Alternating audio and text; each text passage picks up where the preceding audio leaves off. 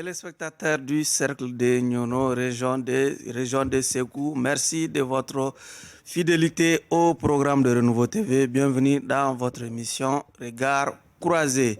Le rapport 2020 du Bureau du vérificateur général et celui de l'Office central de lutte contre l'enrichissement illicite au CLEI. Quelle analyse peut-on faire de ces deux rapports qui provoquent déjà des grincements de dents dans certains milieux patriotiques ici au Mali?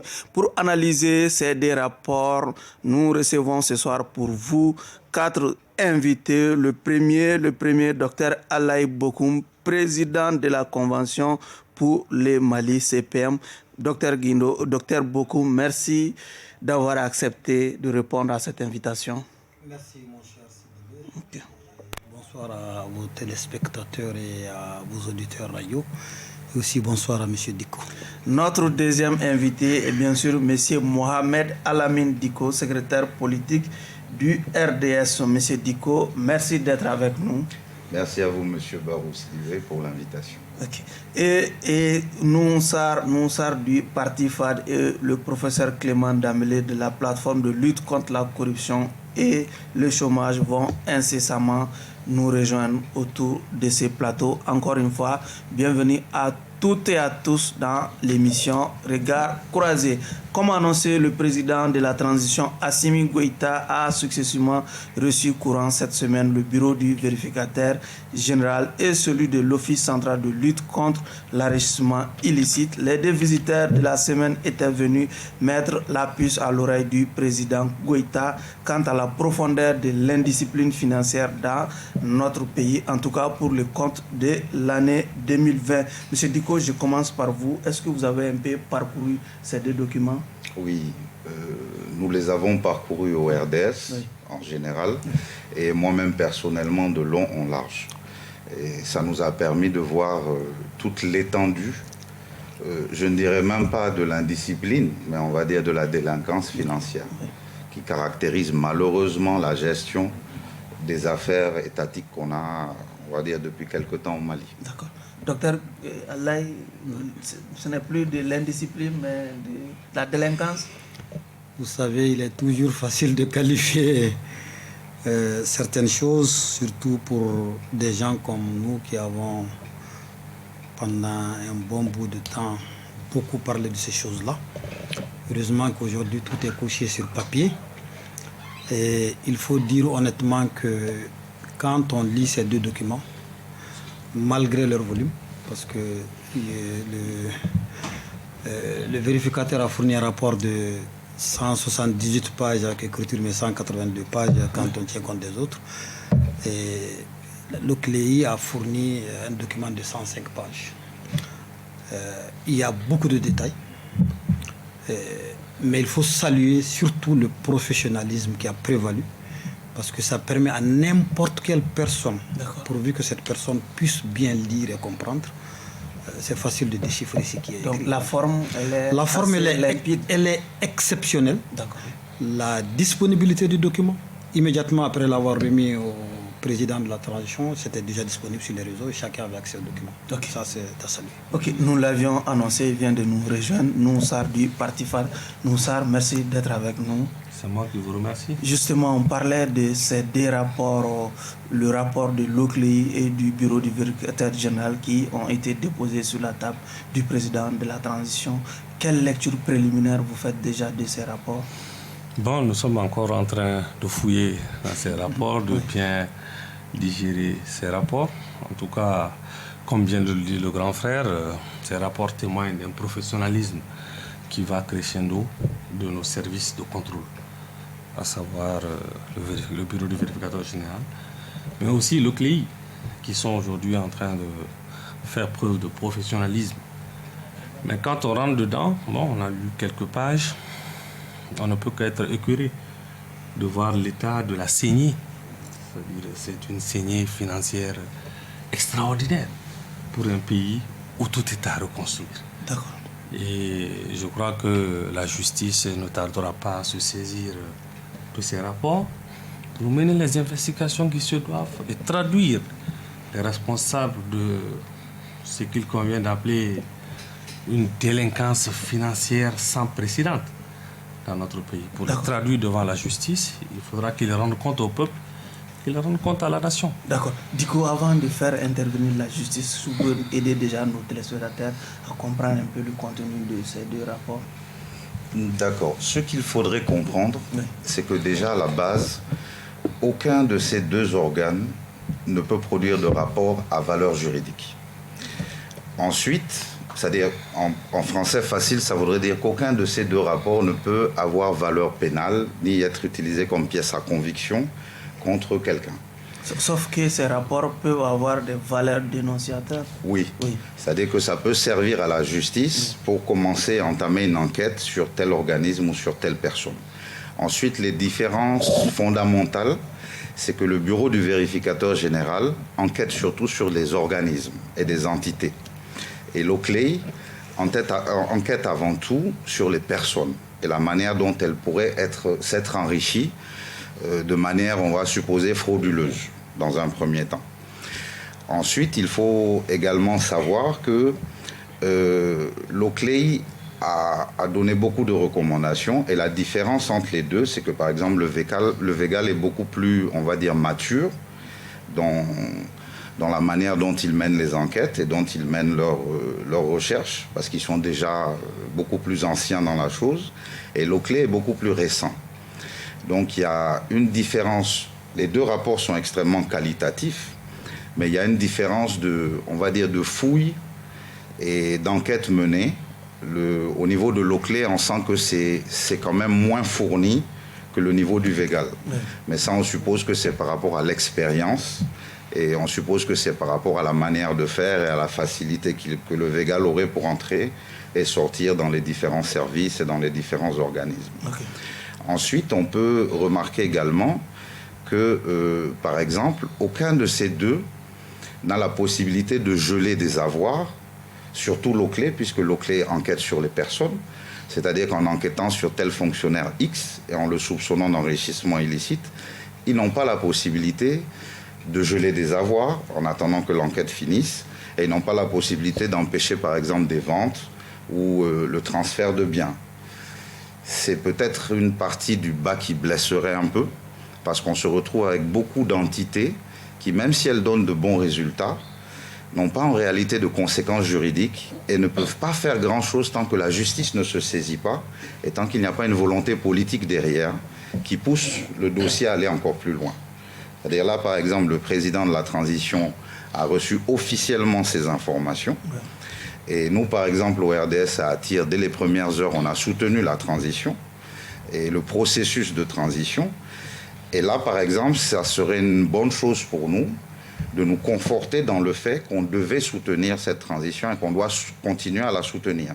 Si la volonté politique est là de pousser ces rapports et de changer la donne, que les rapports ne donnent pas au fond d'un tiroir comme ça a été fait beaucoup d'autres années. D'accord. Docteur Alaï, si, comme l'a dit Diko, si ces deux rapports ont des valeurs dénonciatrices, est-ce qu'on peut dire finalement que la balle est désormais dans les camps de la justice? Bon, on peut le dire, mais moi je crois qu'il faut revenir sur un peu l'historique même du contrôle au niveau du Mali pour comprendre tout ça. Allez-y. Alors, vous savez, depuis dans les années 66, déjà, les Modibo Keïta, ils avaient institué ce qu'on appelle un organe, c'est-à-dire les crimes d'atteinte aux biens publics. Dans les années 82, Moussa Traoré en a fait la même chose contre la corruption et l'enrichissement illicite. Après, jusqu'à aller, c'est-à-dire au-delà d'un détournement de 10 millions, c'est la peine de mort. Il y a eu une commission spéciale d'enquête sur les crimes d'enrichissement illicite, au temps de Moussa également. Il y a une commission de contrôle et redressement économique, le contrôle général de l'État aussi qui est créé depuis 1968. Bon, il y a ce qu'on appelle aussi les inspections sectorielles, c'est-à-dire dans chaque truc, je crois qu'il y en avait 16, d'après la lettre même du président de l'OCLEI. Et puis, il y a une cellule nationale aussi de traitement des informations financières, tout ça là. C'est après, maintenant, j'explique un peu pourquoi la qualité au niveau du VEGAL est supérieure selon moi. C'est que le VEGAL, c'est en tout cas une institution pratiquement qui est là depuis 2003. Et l'OCLEI, c'est seulement en 2015. Et aussi le nombre de personnes qui travaillent, je crois que l'OCLEI, ils ont un sérieux problème de personnel, ils l'ont dit dans leur rapport. Ils l'ont même mis dans les recommandations pour qu'il puisse être plus efficace en pouvoir recruter d'autres personnes. Maintenant, par rapport à la volonté politique, moi je crois que cette fois-ci, les choses sont en train de changer.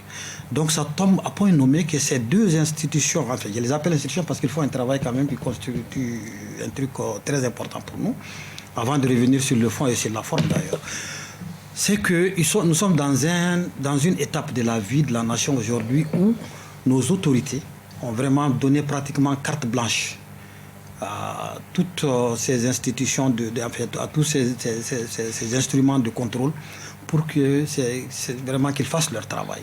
Je me rappelle le président de la transition, quand il a reçu les magistrats, il en a beaucoup parlé par rapport à la corruption et autres. Et je crois que tout dernièrement, il a reçu aussi le Végal et puis autres. Et puis le Premier ministre est parti leur rendre visite pour leur donner une certaine assurance.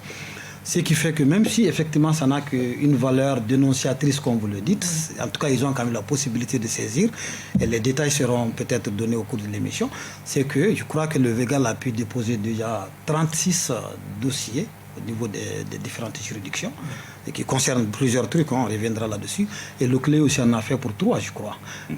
Donc ce qui fait que le fait de déposer, et sachant aujourd'hui que même la justice aussi est dans une position aujourd'hui de faire un travail contre la corruption, contre l'enrichissement illicite, contre beaucoup de choses, et il est du droit de tout Malien simple de croire, parce qu'on a perdu l'habitude de croire aux fonctionnaires alors qu'il y en a de très bons, donc il faut peut-être ramener cette confiance, et je crois qu'avec cette saisine-là, ça va aller. Même si le CLEI, dans son rapport, il parle beaucoup de problèmes par rapport à la saisine, par rapport à beaucoup de choses qui les empêchent de travailler. Peut-être qu'on ira dans les détails.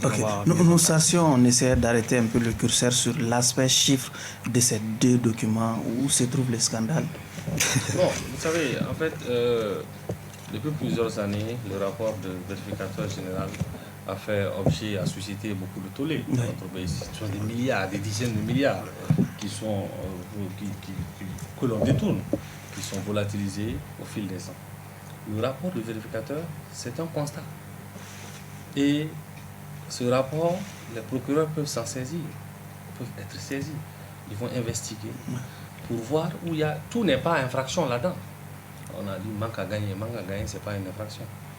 Donc, ce qui est important, monsieur Sylvie, c'est que, je vais vous surprendre, le vérificateur, ce n'est que 5% des comptes publics. Ça veut dire que ce qui est constaté, il y a peut-être 30 fois ça qui se passe réellement dans notre pays. Ce n'est que 5% des comptes publics, moins de 5% même des comptes publics.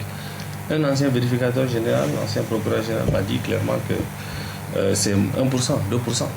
Donc ça veut dire quoi? Ça veut dire qu'il est important de réformer le système de contrôle. C'est indéniable. Le CLEI est une unité qui investigue, qui met en application la loi contre l'enrichissement illicite. Lorsque les fonctionnaires achètent 20 villas, 30 villas, le CLEI a même d'investiguer et de savoir d'où vient. Aussi, il y a beaucoup de fonctionnaires, beaucoup de personnes dans notre pays qui occupent des fonctions sont assujetties à la déclaration de biens. Ils sont remis à le faire. C'est scandaleux. Et le CLEI travaille sur ça. Ce sont ces matières. Aussi, lorsqu'elle constate que les revenus, les comptes bancaires d'une personnalité ont connu des fluctuations, il est quand même en mesure d'investiguer. Ce qui est important, c'est que les structures de contrôle doivent, d'une façon ou d'une autre, être réformées. La section des comptes de la Cour suprême doit être renforcée pour que tous les comptes publics puissent être contrôlés chaque année. C'est extrêmement important. Ce que nous constatons dans le rapport du vérificateur général, c'est 5% de ce que l'on peut constater. C'est une goutte d'eau dans l'océan. Il faudra que ça s'arrête. Et on a vu aussi, le CLEI a révélé qu'un fonctionnaire de l'INPS perçoit 1000 fois le salaire de quelqu'un. Le salaire d'un Malien, 54 millions. Ça veut dire que le conseil d'administration de cette structure, c'est la mafia. C'est du banditisme. D'accord. Et il faut mettre fin à cela. Ok. Monsieur Diko, le rapport sur l'INPS semble irriter plus les Maliens que d'autres rapports. Tout à fait. C'est-à-dire, on se pose la question, à quel moment des fonctionnaires d'un pays comme le Mali peuvent s'asseoir et se dire que c'est normal de toucher un salaire mensuel de 54 913 000 et quelques francs CFA, mensuel, par mois. C'est-à-dire que par an, ces gens-là touchent à peu près 650 millions de francs CFA et ça ne les dérange pas. Ils sont directeurs, qui plus est, de surcroît, d'un organisme qui s'occupe d'aider socialement les personnes qui en ont besoin. Ça ne les dérange pas. Pour eux, il n'y a rien d'amoral. C'est normal. À quel moment est-ce qu'on a pu tomber à ce point-là dans la déchéance et se dire, moi, directeur d'un organisme, le président a tel salaire, ainsi de suite, ainsi de suite. De surcroît para-étatique. Para-étatique. Et moi, je vais me prendre 55 millions par mois. Et ma pension de retraite va être de 8 millions par mois. Alors qu'on voit tous les jours nos pensionnés prendre des retraites de 40 000, 50 000. Des gens qui ont travaillé 40 ans pour l'État, des fonctionnaires qui ont fait toute leur vie honnêtement et qui se prennent 50 000 francs par mois. Mais à quel moment est-ce qu'on peut justifier ça? Exactement comme Noumsar le disait, à un moment donné aussi, il faut se poser des questions. Comment est-ce qu'on peut occuper des fonctions dans ce pays sans faire spontanément ces déclarations de biens? Et comment, dans la durée, ça peut perdurer? Comment la personne peut rester en poste? Oui. Ça reste incompréhensible. Mais au bout de 2 mois, de 1 mois, de 3 mois, si vous ne faites pas votre déclaration, mais d'office, vous devez être relevé. Ça doit être aussi simple que ça. On lutte ou on ne lutte pas. On ne peut pas être un pied dedans, un pied dehors. Si on décide de lutter, on le fait. Et exactement comme l'OCLEI le recommande, de faire des formulaires de mise à jour. C'est vrai. C'est-à-dire, ils ont demandé d'institutionnaliser les formulaires de déclaration de biens, d'en faire 3 types. Jusqu'à présent, il n'existe qu'un seul type de formulaire. L'entrée en fonction, la mise à jour et le départ, fin de fonction. Mais comment c'est possible que le Mali, après 60 ans d'indépendance, on n'ait pas eu ce mécanisme-là, cette dynamique-là? Comment on peut comprendre qu'on peut, en parlant chiffres, après l'INPS, on a aussi dans le rapport de l'OCLEI, par exemple, au niveau de la primature, sur une période d'avril 2017 à 2019, 178 millions donnés comme frais de souveraineté supplémentaires sur les missions du Premier ministre, sans aucun justificatif. Le trésorier spécial qui lui aussi sort 140 et quelques millions, sans aucun frais justificatif. Mais ça veut dire qu'aucun des mécanismes de contrôle ne fonctionne. C'est une faillite totale du système et chacun fait ce qu'il veut à son petit niveau. Et si ça, ce n'est que 3%, vous avez vu le rapport qui parle de 45 milliards de surfacturation sur la centaine de blindés. L'article 39, c'est 23 milliards. Le restant des 45 milliards peut être utilisé pour former les enseignants encore mieux, pour faire des écoles encore meilleures. Tout cet argent, on pourrait se développer sans même avoir besoin d'aide extérieure. Ok, docteur, restons un peu sur le caractère scandaleux de ce rapport.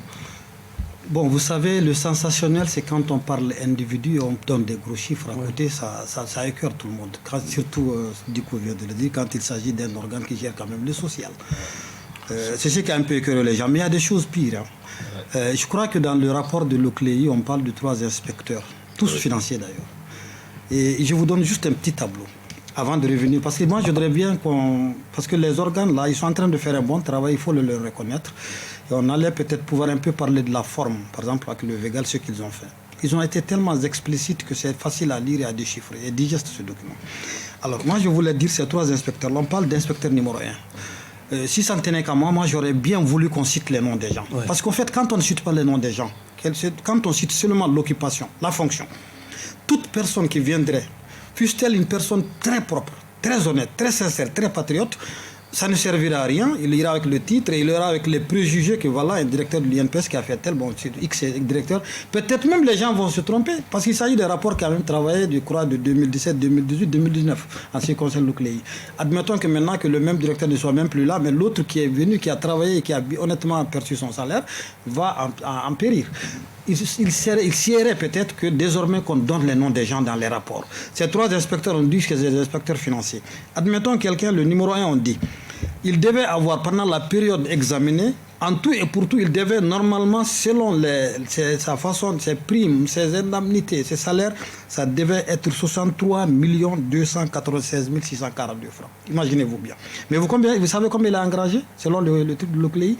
À peu près 906 021 francs. 021 358. Le deuxième, il devait avoir 29 millions pendant cette période. 900 millions, j'ai dit 900, c'était un lapsus linguistique. Donc 906 221 000. Et l'autre là, il devait avoir 29 473 628. Vous savez combien il a engagé? 1 562 507 868 francs. Le troisième, il devait avoir 34 922 854 francs. Voilà. 34 millions. Et il a engrangé, enfin, ils ont pu retrouver dans ce compte 1 691 700 et quelques. Mais imaginez-vous, si on donnait le nom de cette personne, sachant qu'elle a vraiment. Et puis dans les rapports, même le Végal le dit, dans le cadre du suivi des recommandations, où des personnes, parce qu'il y a le système contradictoire dans ces choses-là que les gens ne disent pas. Chaque fois qu'ils font une investigation, par honnêteté, ils remettent d'abord un rapport provisoire à la structure contrôlée, qui remarque ce qu'eux ils ont fait comme travail et qui fait des ajustements. Pendant ce temps, il y en a qui profitent pour rembourser ce qu'on leur reproche et ils n'ont pas pu justifier. Vous parlez de 178 millions par rapport à la primature. Effectivement, ça fait partie d'un travail que le Végal a fait. Mais il y a mieux. Il y a 700 et quelques millions qui ont été sortis au compte des frais supplémentaires de mission du Premier ministre à l'époque. Oui. Donc c'est pour vous dire simplement que, honnêtement, moi je pense qu'il faut remercier. Admettons, d'ailleurs, l'OCLEI il en parle, comme on est en train de faire du pêle-mêle, il faut que les gens s'en démêlent eux-mêmes, qu'ils fassent l'effort de nous comprendre. Dans le rapport de l'OCLEI, ils ont dit de 2005 à 2019, ça n'a rien à voir avec ce que vous venez d'évoquer par rapport à la loi de programmation militaire. 1266 milliards. 1266 milliards, voilà, c'est bien 1266 ou 36, quelque chose comme ça, milliards par rapport au détournement, par rapport à l'irrégularité, par rapport à choses. C'est entre 2005 et 2019. Et imaginez-vous, mon jeune frère, ça revient de dire que ce n'est que 5%. Imaginez-vous qu'on prenne 5%, il suffit de faire une règle de 3, ça vous amènerait ça donne des maux de tête, comme il le dit. Donc moi, je voulais revenir vraiment sur la forme pour féliciter sur le travail. C'est-à-dire, quand vous remarquez le rapport du Végal, qu'est-ce qu'ils ont fait? Ils ont fait un travail, c'est-à-dire ils ont fait 3 types de vérification. D'abord, le premier type, c'est de vérifier les finances et puis la performance, enfin la conformité. C'est-à-dire, est-ce que, par exemple, à la primature, ils nous disent, ils ont remarqué que quand on fait un appel d'offres, normalement, tu dois amener plusieurs fournisseurs pour faire le choix de celui qui fait le... Mais c'est le même fournisseur qui revenait toujours. À chaque fois. Ça, c'est la conformité. Par contre, il y a d'autres choses. Donc, maintenant, c'est ce genre de choses. Maintenant, ils ont choisi l'administration pour faire ce genre de contrôle. Et quelle administration ils ont choisi? L'administration hiérarchiquement la plus haute après la présidence, c'est-à-dire la primature. Et ils ont fait de cette année-là, pendant tout ce temps, ils ont fait ce travail. Et si vous lisez de façon détaillée, ça ne donne pas que des maux de tête, ça donne des vertiges. Alors, après, ils ont parlé de services extérieurs de l'État. Là, ils sont partis dans les ambassades, à Brazzaville, au Caire, et ils sont partis au port, les entrepôts du Mali, dans certains ports à Dakar et au Sénégal. Ils se sont même rendus compte que dans ces entrepôts, souvent, on prête ces entrepôts à d'autres pays, mais les sommes qui doivent être encaissées par rapport à ça, ça ne vient pas. Donc, ils partent encore sur l'organisation, voilà. Et puis, ils ont fait des trucs sur les organes personnalisés, les organismes personnalisés de l'État. Ça, c'est les histoires comme Somagep, la société de gestion d'eau, comme l'OPAM, comme Ageroute, Anazer, des trucs comme ça. Et aussi, moi, ce qui m'a le plus plu, parce que là, je suis pratiquement concerné, c'est la traçabilité. Je vais quitter la parole tout de suite. C'est la traçabilité de sommes qui sont versées par les sociétés minières de Loulo et de Gungoto pour les communautés locales où elles servent. Et il s'agit là de la mairie de Sitakli et aussi de Kenyaba. Et je vous assure, aujourd'hui, le maire de Sitakli, malheureusement dans ce rapport, on dit seulement les 2 milliards qu'il verse par an, ou bien les 3 milliards, là on le parle, mais seulement les trucs sur lesquels ça doit aller, ça n'a pas été comme ils le veulent. Mais par contre, il devait aller jusqu'à la gestion de la mairie de Sitakli pour comprendre. Parce qu'il y a un maire aujourd'hui qui est enfermé, ça fait 6 mois, pour ce genre dont on a même parlé de tournement de 2 milliards, parce que c'est ce genre de calcul qu'ils font. Et malheureusement, ce maire est enfermé pour une raison qui n'est pas sienne, une gestion qui n'est pas sienne. Oui. C'est pas lui qui était là, il est venu jusqu'au mois de de février, le 11 février, il a été enfermé le 29 avril, depuis lors, pour des besoins d'enquête. Heureusement que ce rapport dit qu'il n'y a pratiquement pas de trucs, mais ce rapport ne parle pas de la gestion de ceux-là qui ont bénéficié des marchés de 500 millions, 800 millions. Là aussi, c'est un seul qui bénéficie de marchés pendant toutes ces années, de 2007 à 2020. Entre 500 millions et 800 millions, la personne elle est en train de vadrouiller comme elle veut. Et le maire est malheureusement enfermé. Voilà des choses comme ça. Je crois que les rapports doivent aller sur des précisions très nettes pour permettre aussi à la justice. Parce qu'il faut le dire, ces rapports-là, moi je voudrais aussi qu'il y ait un système de contrôle par rapport à la justice et à la distribution de la justice. On va revenir. Nous, ça, le rapport épingle carrément un ministre également. Hein? Mais bien sûr, je dis encore une fois, c'est la partie visible de l'iceberg. Ces deux rapports... Des ministres qui refusent de déclarer leurs biens. Oui. Mais Sidibé, ces deux rapports prouvent à suffisance que notre pays était dirigé par des gangsters, par des bandits. C'est ça la vérité. Et que le peuple souverain du Mali a eu raison de se lever et de mettre ce régime à terre. Je vous dis que c'est 5% des rapports, des comptes publics. Voilà. Ce n'est que 5%. Ça veut dire que la saignée financière est extraordinaire.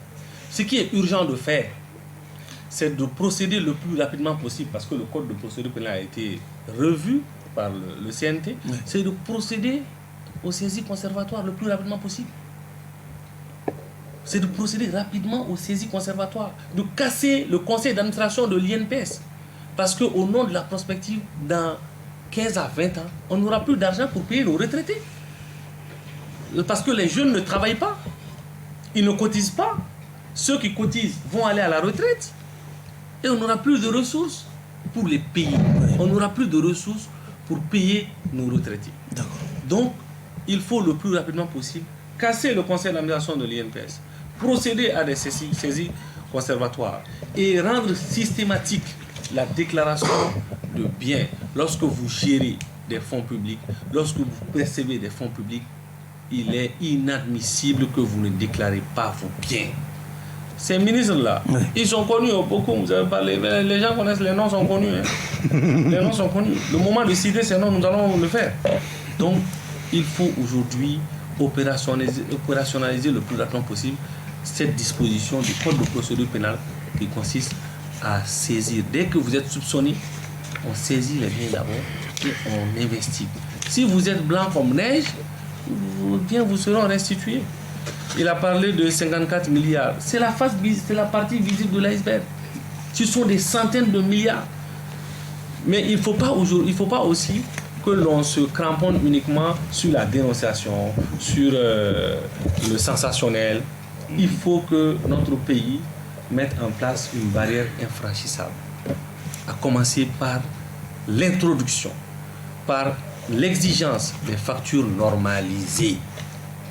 Ce n'est qu'avec ça qu'on peut lutter contre la surfacturation. Parce que ces histoires d'inspecteurs de finances, de contrôle financier, là, pour viser, les gens vous soumettent souvent à ça donne souvent à des chantages. Et vous me donnez ça, je vise. Et c'est cet argent qu'ils amassent dans les banques. En tout cas, aujourd'hui, il y a une volonté politique claire de lutter contre la corruption et la délinquance financière. Cette volonté politique, elle est incarnée par les actuels dirigeants de notre pays. Et nous soutenons cette voie-là. Tous ceux qui ont tenu notre pays par la gorge, qui ont volé les ressources publiques, ils vont rendre des comptes. Ils vont rendre des comptes. Ils ont fait vivre l'enfer à notre peuple. Ils vont vivre aussi l'enfer. Déco, une chose est de crier aux voleurs, une autre chose est de récupérer l'objet volé. Comment récupérer ces sous volatilisés? Justement, il y a des propositions très intéressantes faites par l'OCLE qui propose de mettre en place une agence de recouvrement de ces fonds-là, de ces avoirs-là et de ces possessions-là. J'aimerais revenir un peu sur ce que le docteur disait sur la qualité des rapports. C'est vraiment exceptionnel, c'est à saluer. Dans notre entendement à nous, ils peuvent encore faire mieux. Faire mieux comment? Le Végal jusqu'à présent est audité par des cabinets, comme tout le monde. OCLE également. Pourquoi pas faire auditer OCLE par Végal et pourquoi pas faire auditer Végal par OCLE? déjà. Ensuite... Vous les soupçonnez? Non, je ne les soupçonne pas. Mais si vous êtes le centre de la bonne pensée, du bon comportement, vous vous justifiez vous-même d'abord avant qu'on vous le demande. Les déclarations de biens des personnels de l'Oclé et des Végal également, ça serait pas mal. Que ça soit public, pourquoi est-ce qu'il y aurait un problème à ce que ce le soit? Que ça soit public, je ne vois pas où est le problème. Moi, je ne vois pas qu'est-ce qui ferait un problème dans ça. Ensuite, l'Oclé, c'est l'enrichissement illicite des personnes. Donc, on aimerait bien voir l'Oclé aller faire un petit tour au niveau des DAF de la défense, des généraux milliardaires. Ça ne touche pas au secret défense, puisque c'est l'enrichissement des personnes. Le Végal, lui, toucherait au budget de la défense par rapport au marché défense. Mais l'enrichissement des personnes et des militaires, des généraux milliardaires, des colonels milliardaires et ainsi de suite, et ce que vous voulez, ce que tout le monde dit et parfois ce qu'on voit malheureusement, ça serait pas mal. Et ça serait de donner l'exemple soi-même avant de commencer à frapper de bâton. Toutes ces superstructures, comme l'Oclé, le Végal, qui n'ont pas de valeur juridique, pas de conséquences, ça serait peut-être pas mal également de faire le contrôle général, de réunir tout ça en peut-être 2 superstructures, qui auraient d'abord une valeur sur les organisations et ensuite une autre sur les personnes, qui fassent les investigations de départ. Exactement comme Noumsar le disait, pas uniquement sur la dénonciation, on n'a pas besoin de dénonciation pour travailler.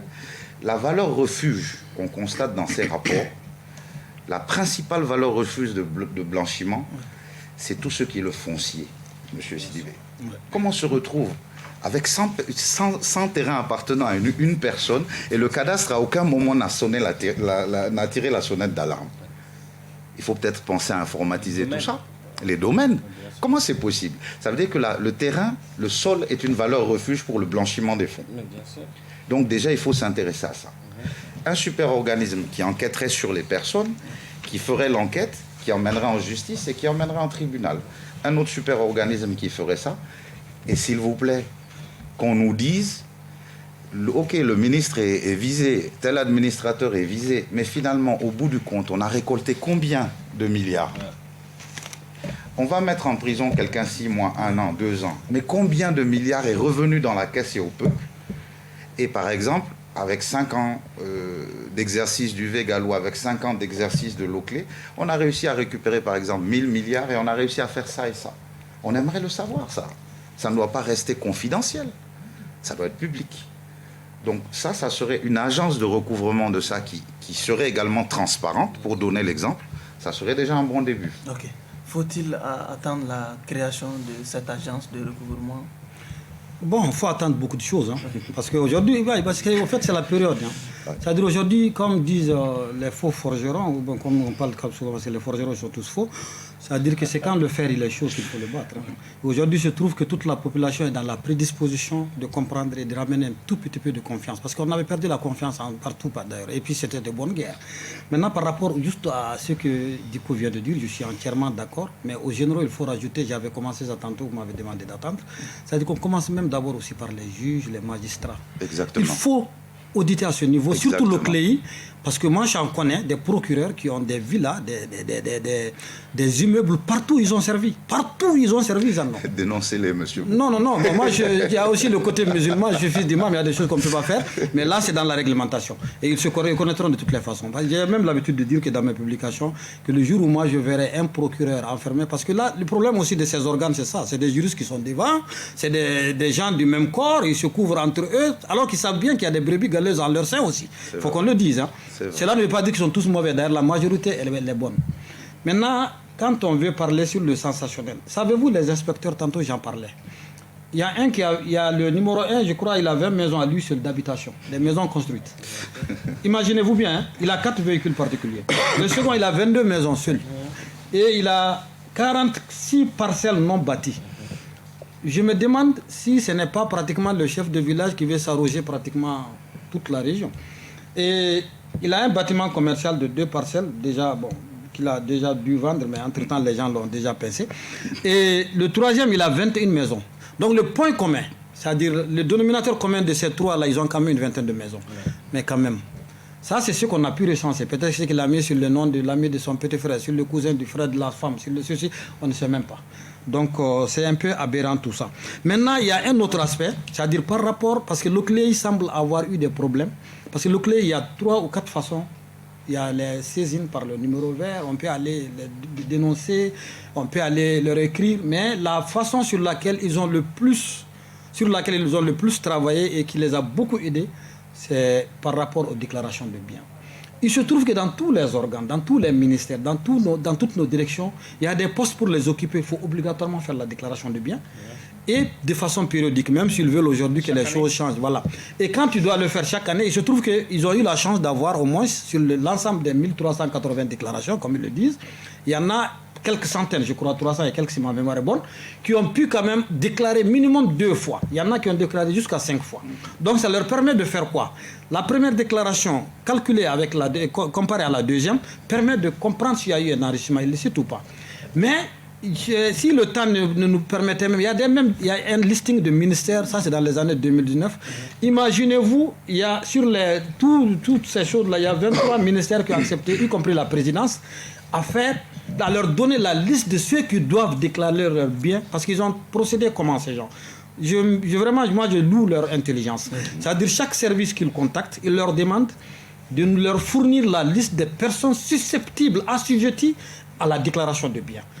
Et si cette déclaration est faite, ils font leur travail. Il se trouve que parmi les ministères, il y a seulement 23, et il y en a 17 qui ont refusé. Des institutions, des ministères de l'État. Oui. Et quand on sait qu'un ministère, en tout cas à l'époque, ne dépensait pas moins de 2 milliards par an, et que ça c'est seulement le budget de fonctionnement. Hein. Donc maintenant quand on rentre dans les directions, dans les trucs, mais c'est énorme ce tout-là. C'est pourquoi quand le Premier ministre disait tout dernièrement qu'il y a excessivement d'argent au pays, il a dit qu'il y a de l'argent au pays, et que seulement il suffit de savoir où ça va, ça commence à... Mais moi au départ je pensais honnêtement, c'est mon grand frère qui m'excuse, je pensais qu'il avait un peu abusé du langage, mais je trouve que vraiment c'est vrai. Et surtout quand on va encore dans les mines, on nous parle de 60 tonnes d'or qui sortent chaque année. Est-ce que c'est vrai? Est-ce que c'est ce qui sort?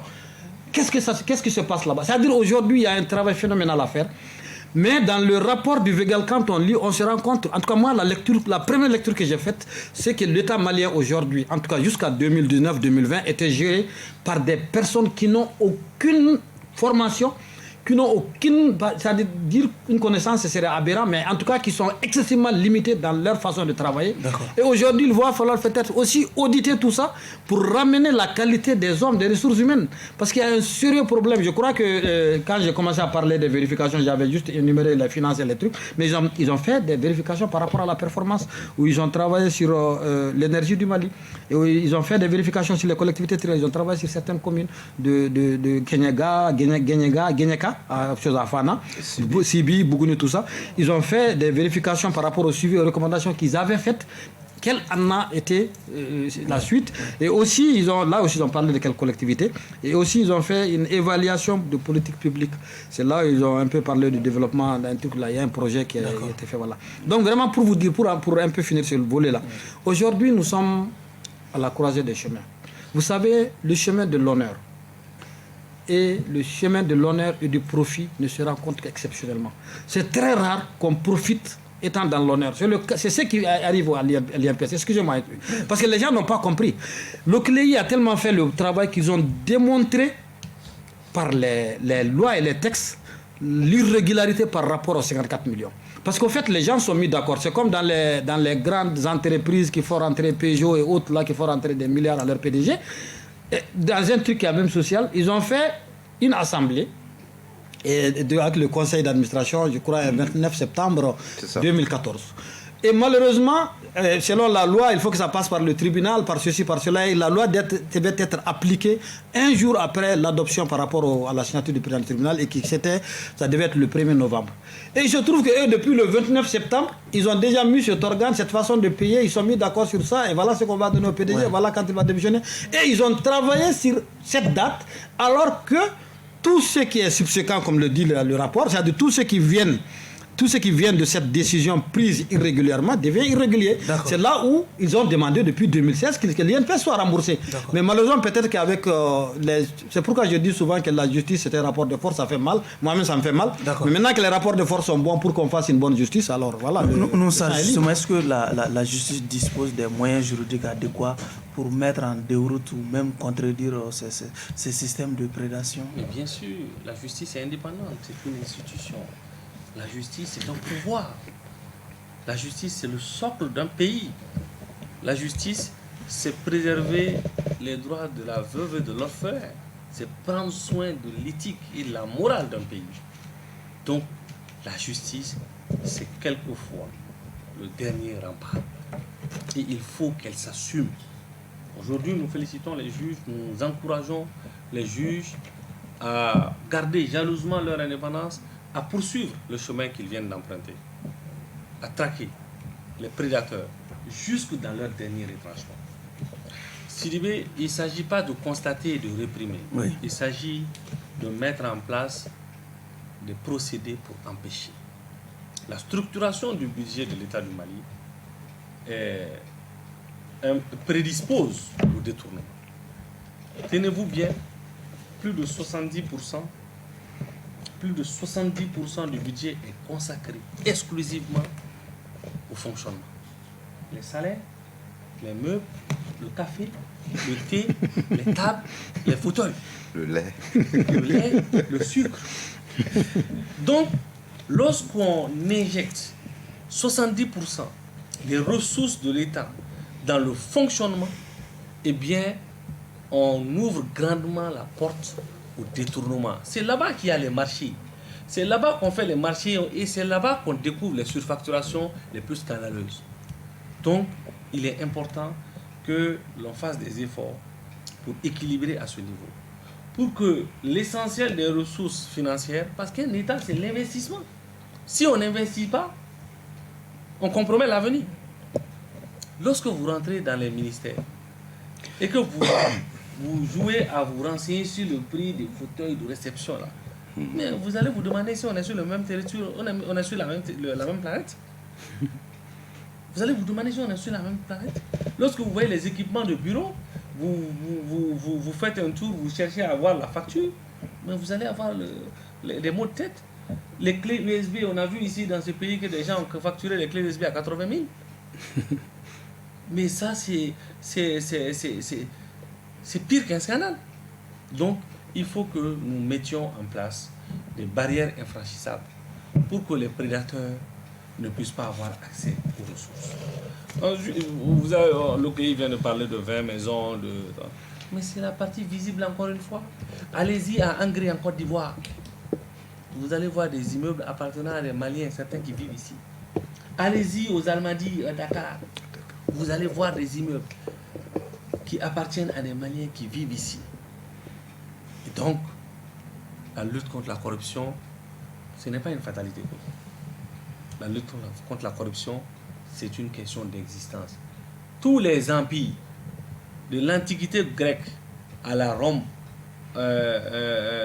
antique, jusqu'à l'Égypte des pharaons, c'est la corruption qui les a fait tomber. C'est la corruption qui a eu raison de l'ancien régime. Vous avez vu, sur 32 ministères, 17 ont refusé de déclarer leurs biens. Ça veut dire qu'ils sont des bandits, ils sont des voleurs. Si vous ne vous reprochez rien, pourquoi vous n'allez pas déclarer? Peut-être la faute à leur autorité de nomination? Non, pas du tout. Parce que je vous ai dit que le pays était dirigé par des gangsters. J'insiste et je persiste là-dessus. Le pays était dirigé par une mafia. Sinon, comment comprendre qu'une structure qui s'occupe du social, qui n'est pas une entreprise, qui n'est pas une usine, qui ne produit rien, puisse rémunérer son directeur à 54 millions, soit 10 fois le salaire du président de la République? Soit 10 fois, soit 54 fois le salaire d'un ministre, de son ministre de tutelle. Mais voilà. Ça veut dire que ce conseil d'administration, c'est des mafieux qui sont là-bas. D'accord. Sinon, on ne laisserait pas ça passer. Donc, la lutte contre la corruption, ça ne doit pas être un slogan.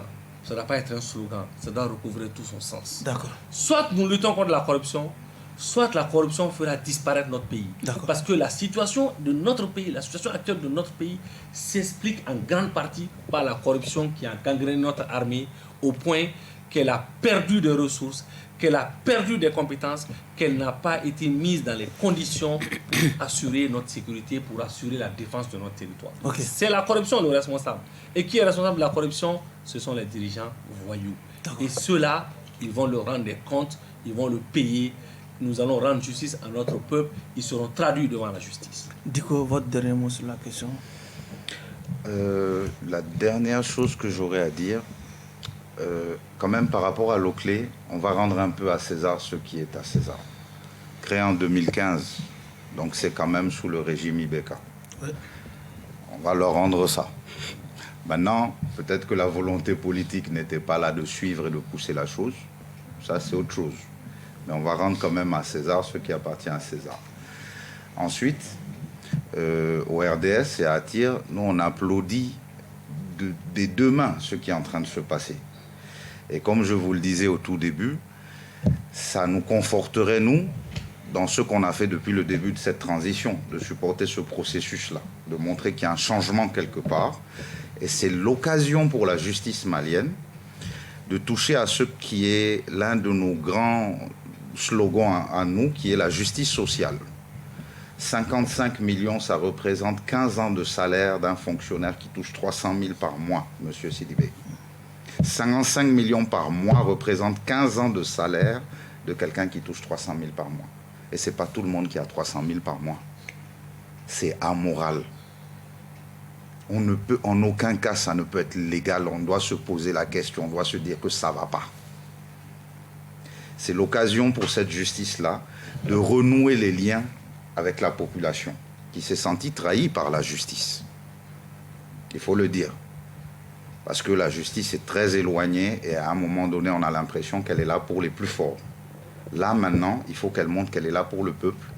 Et justement, la justice a été beaucoup indexée ces derniers temps, avec les emprisonnements récents, pour montrer justement que ça ne répond pas à une volonté de vengeance politique, mais à une volonté d'assainissement et de changement de dynamique.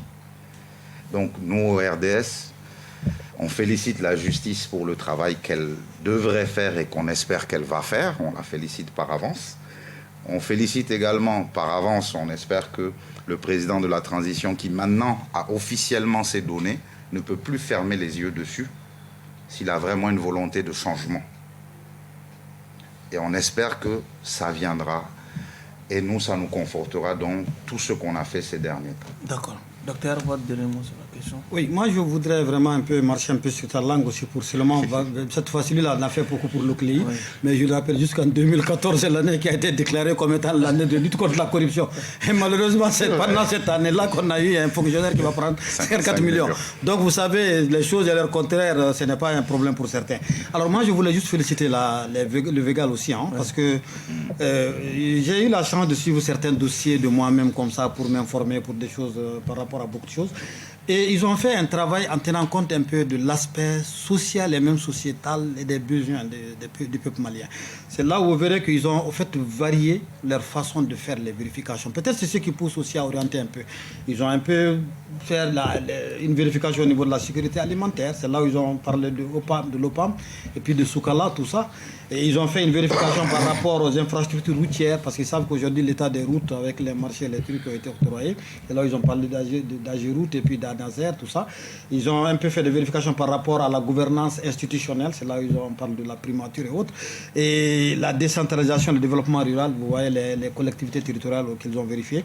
Au niveau de la santé, c'est-à-dire quand ils ont un peu vérifié sur le truc de l'hôpital Gabriel Touré, sur la pharmacie populaire et puis sur le Prodes, tout ça. Sur l'énergie et l'eau, ça c'est Somagep, énergie du Mali. Et aussi sur la diplomatie et les échanges vraiment à l'extérieur. Donc ça a permis de vérifier certains entrepôts du Mali, certains ambassades. Donc ça veut dire qu'ils ont diversifié la vérification, la conformité. Et ils ont fait des revendications pertinentes. Et je crois qu'il faut profiter des assises pour mettre tout ça. Mais là où il faut encore les féliciter, c'est que, en dehors du fait qu'ils aient donné le rapport au président de la transition qu'il faut saluer, qui a été très clair. Hein. Il a parlé de boussole. Hein. Voilà, il a même dit que il a parlé, quand il disait, l'autre disait que c'était mal de mer, Tchogel, le Premier ministre, et le président Assimi parlait des monstres qu'il faut combattre. La corruption, je crois, si je me rappelle de ces mots. En tout cas, c'était l'idée. Mais le vérificateur a fait des transmissions et dénonciations de faits par le vérificateur général au président de la section des comptes de la Cour suprême et au procureur de la République près le tribunal de grande instance de la commune 3 du district de Bamako, chargé du pôle économique et financier, relativement par rapport à toutes les vérifications. Je crois qu'il y a une 36. Ils ont fait principalement au pôle économique de Caille et de Bamako. Donc ça veut dire quoi? Ça veut dire que c'est pas comme on disait, non, on a remis à X et puis X dit que non, moi je vais remettre, je n'ai empêché aucun magistrat de travailler alors qu'on mettait le pied pour empêcher quand même les gens de travailler. Parce qu'il a fallu que le rapport de force change pour que le dossier des militaires sorte, sinon c'est quelqu'un qui avait le pied dessus. Donc ça veut dire que quand cela a été transmis, il faut que les gens sachent que les 36 dossiers qui sont venus, si le procureur général, qui est quand même le représentant du ministère public, c'est-à-dire en langage facile, toi et moi qui sommes des simples citoyens, notre interlocuteur dans toutes les juridictions, c'est le procureur. C'est pour cela qu'on lui donne le droit d'enfermer et le droit de libérer en notre nom.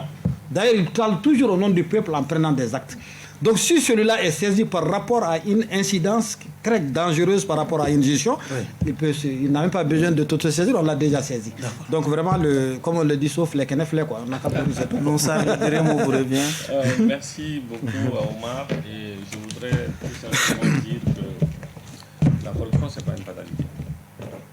Les nations qui refusent de lutter contre la corruption préparent le terrain à leur disparition. Vous voyez aujourd'hui la Cour suprême. C'est là-bas, c'est la section des comptes qu'il faut renforcer.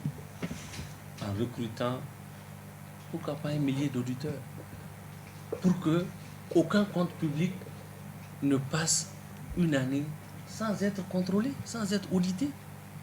Ce n'est que par ça. Il faut introduire dans notre pays les factures normalisées. Ce sont les factures sur lesquelles tu as un sticker et on remonte jusqu'au fournisseur pour voir s'il n'y a pas eu de surfacturation. Aucun commerçant n'acceptera de s'adonner à de la surfacturation parce que désormais, l'État exige les factures normalisées. Ce n'est que comme ça qu'on peut étrangler ce phénomène-là de corruption et de détournement de ressources publiques. Regardez nos routes. De l'indépendance à aujourd'hui, nous avons eu 6000 et quelques kilomètres de routes bitumées. Mais aujourd'hui, 3500 sont dans un état dégradatoire avancé. Donc ça veut dire qu'il ne nous reste que 3000 km. Ouais. Pour 1 241 000 km², on n'a que 3000 km de goudron. Et ça ne fait pas honte aux dirigeants. Nous n'avons pas d'hôpitaux dignes du nom. Nous avons tous nos dirigeants qui vont se soigner à l'étranger. Chaque dimanche soir, c'est Air Ambulance Tunisie qui vient ici pour amener des gens. Et ça ne dit rien à personne. Et lorsque vous vous levez pour vous insurger contre des gens comme ça, on dit non, c'est parce que vous êtes haineux, vous ne voulez pas les voir. Non. Tous ceux qui ont tenu notre peuple par sa gorge, ils vont le payer. Tous ceux qui ont sucé le sang de notre peuple, ils vont le payer. Adviendra que pourra. Ok. Ainsi prend fin ce numéro de votre émission Regard Croisé qui analysait les rapports du VEGAL et de l'OCLEI. Pour analyser ces deux rapports, nos invités étaient pour vous Nounsar, président du parti FAD, Dr Alaï Bokoum, président de la Convention pour le Mali CPM et Mohamed Alamine Tiko, secrétaire politique du RDS. Merci à vous de nous avoir suivis et à un autre numéro de votre émission Regard Croisé.